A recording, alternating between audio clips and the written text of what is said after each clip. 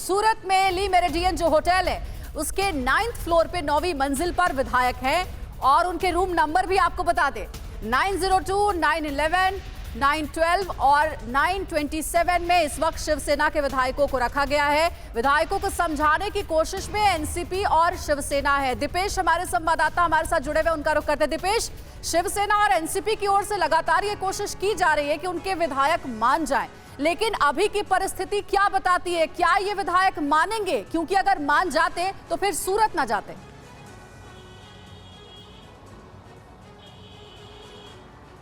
जी बिल्कुल, जिस तरह से कोशिशें सुबह से शिवसेना पार्टी की ओर से की जा रही हैं, खुद उद्धव ठाकरे मैदान में उतरकर अब शिवसेना के जो विधायक हैं और जो एकनाथ शिंदे उनसे संपर्क करने की कोशिश कर रहे हैं, लेकिन एकनाथ शिंदे से संपर्क नहीं हो पा रहा है और कुछ विधायकों से जो संपर्क हुआ है वो फिलहाल उनका रिस्पांस पॉजिटिव नहीं मिल रहा है। शिवसेना को जैसा उनको अपेक्षित रिस्पांस था वैसा उनको अपेक्षित रिस्पांस नहीं मिल रहा है, जिसकी वजह से शिवसेना में काफ़ी फिलहाल चिंता का वातावरण है। कुल 24 विधायक हैं जो एकनाथ शिंदे के साथ इस वक्त वहां पर रुके हुए हैं और जिसमें से 4 मंत्री हैं। तो इतने बड़े पैमाने पर विधायकों का एकनाथ शिंदे के साथ जाना काफी चिंता की बात है शिवसेना के लिए और खास चिंता की बात है क्योंकि तीनों पार्टियों की ओर से नंबर्स के मामले में महाअघाड़ी के सामने विकल्प बहुत नैरो हैं, यानी कि बहुत सीमित है।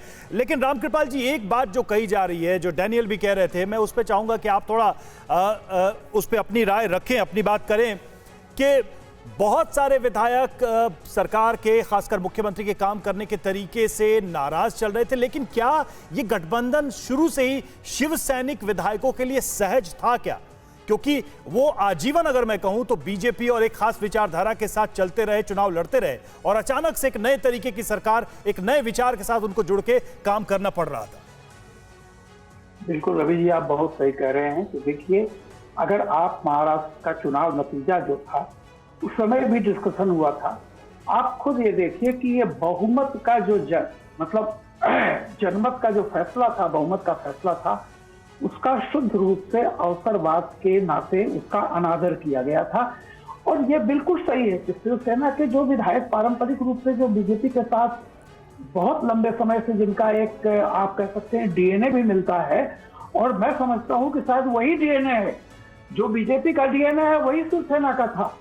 तो वो अचानक से कांग्रेस और एनसीपी इनसे मिल करके किसी भी तरह एक मुख्यमंत्री पद का दावा हासिल करना, मैंने तब भी एक बात कही थी कि इस देश में आजादी से लेकर के आज तक केंद्र और राज्य में कोई भी गैर भाजपाई, गैर कांग्रेसी कोई भी गठबंधन 5 साल नहीं पूरा कर लेकिन रामकृपाल जी, राजनीति संभावनाओं का खेल है, जरा ये समझाइए आप, क्योंकि आप पत्रकार हैं, आप अच्छे से समझा सकते हैं। अभी जो परिस्थिति है उसमें आपको क्या नजर आ रहा है? क्या एकनाथ शिंदे अपनी एक अलग पार्टी बनाएंगे अपने विधायकों के साथ और नई सरकार बनाने का दावा ठोक सकते हैं, या फिर बीजेपी के साथ उनकी नजदीकियां ऐसी रही है कि वो सबसे पहले बीजेपी के पास जाएंगे अपने इन विधायकों के साथ और बीजेपी सत्ता पलट सकती है?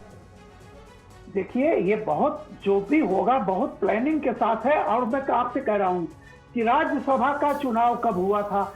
राज्यसभा के चुनाव से अगर कोई पॉलिटिकल संदेश नहीं पड़ पा रहा है, उसके बाद कल विधानसभा का चुनाव हुआ, जिसमें से मैं कह रहा हूं कि 21 वोट अगर बीजेपी को ज्यादा मिल रहे हैं तो ये वोट किसके हैं, ये खुद सोचना चाहिए। और कांग्रेस आज जिस तरह से घायल पार्टी के रूप में वो महसूस कर रही है कि उसके लोगों ने उसे धोखा दिया, ये बात बहुत पहले से चल रही थी।